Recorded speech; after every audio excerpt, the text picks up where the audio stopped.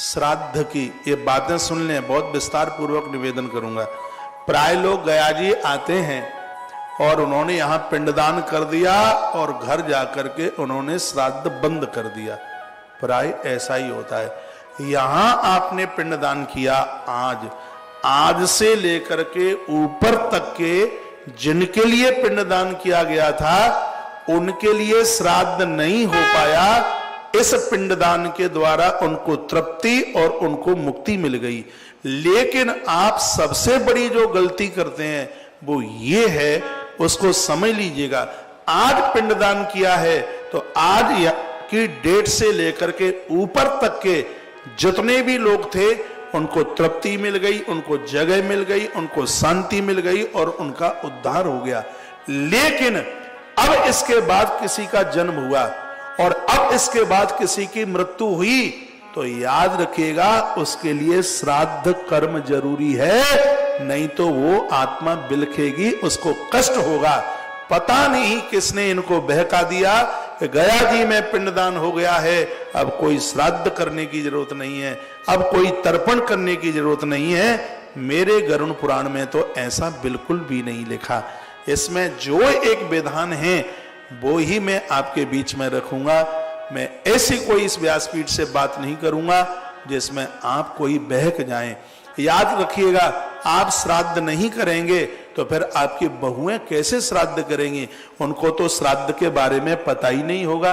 पिंडदान कर दिया, ऊपर के लोग मुक्त हो गए, लेकिन अब इसके बाद भी तो लोगों के जन्म होंगे और उनकी मृत्यु भी होगी। अब आपने अपनी बहू को कह दिया बेटा कोई भी अब श्राद्ध तर्पण करने की जरूरत नहीं है, वो हम तो गया जी में पिंडदान करके आ गए।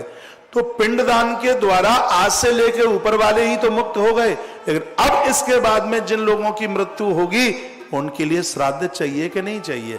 उनके लिए तर्पण चाहिए कि नहीं चाहिए? चाहिए ना। तर्पण तो गर्भ में बच्चा खत्म होता है, ग्रंथ में लिखा है, उसके लिए भी तर्पण होता है। गर्भ में संतान खत्म हो जाती है, उसके लिए भी 12 घंटे का सूतक लगता है, उसके लिए भी तर्पण का विधान है। चाहे बेटा हो बेटी हो, इस सब के लिए। तो ये बातें आप इतने आलसी मत बनिए, इतने प्रमादी मत बनिए। देखो यहाँ ये सब होता है, हमारे आचार्यों का राममोहन शास्त्री जी कितने एकदम उस समय उनको मुंह उनका देखने के लायक होता है, कितने ध्यान के साथ में वो मंत्रों का जो उच्चारण किया जाता है, जो बोला जाता है, ये तर्पण के द्वारा तृप्ति मिलती है, श्राद्ध के द्वारा इतनी शांति मिलती है जीव को, कष्ट भोगता हुआ, बिलबिलाता हुआ, तड़फता हुआ, श्राद्ध के द्वारा तत्काल उसको शांति मिल जाती है।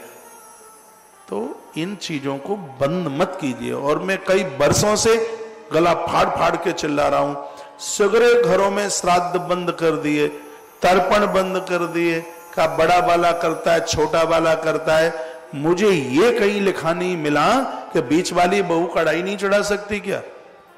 बीच वाला गया नहीं जा सकता क्या? किसी को मिला हो लिखा हुआ तो मुझे बताएं। मैंने तो गरुड़ पुराण पूरा पढ़ लिया है और गरुड़ पुराण से ज्यादा बातें कहीं मिलती नहीं है इस संदर्भ में, इसकी जानकारी में। यदि किसी को मिल गई हो तो वो मुझे बताए कि बीच वाला तर्पण नहीं कर सकता, कि बीच वाला गया जी नहीं जा सकता, वो बताएं। फिर मैं आप सबको आग्रह पूर्वक निवेदन करना चाहूंगा, बहुत बड़ी घरों में दिक्कत परेशानियां आज इसी की वजह से आ रही है। लोग श्रद्धा नहीं रखते हैं, कहते हैं कि जो मर गया वो क्या खाने को आएगा। लेकिन सीता माई कढ़ाई चढ़ाती है पुष्कर में, महाराज दशरथ प्रकट होकर के स्वीकार करते हैं उसको। आदमी 3 शरीर से होता है, एक है सूक्ष्म कारण उसका शरीर और एक है स्थूल। जो शरीर जलाया जाता है वो स्थूल शरीर होता है, जो जन्म हमें आगे मिलेगा वो कारण शरीर होता है, और जो हम सुख और दुख भोगते हैं, ऊपर की यात्रा करते हैं, वो सूक्ष्म शरीर होता है। तो हमारे अगले जन्म के ऊपर भी इन सब चीजों का अब मानना या ना मानना ये तो आपकी बात है। आप जो गया जी में भागवत जी की पोथी बैठाए हैं, श्राद्ध तर्पण कर रहे हैं, ऐसा जीव जिसका अगला जन्म रुका हुआ है उसके किसी अपराध के द्वारा, तो ये आपके द्वारा किए गए सत्कर्म के द्वारा उसके पाप क्षीण हो जाएंगे और उसको जिंदगी मिल जाएगी, जीवन मिल जाएगा।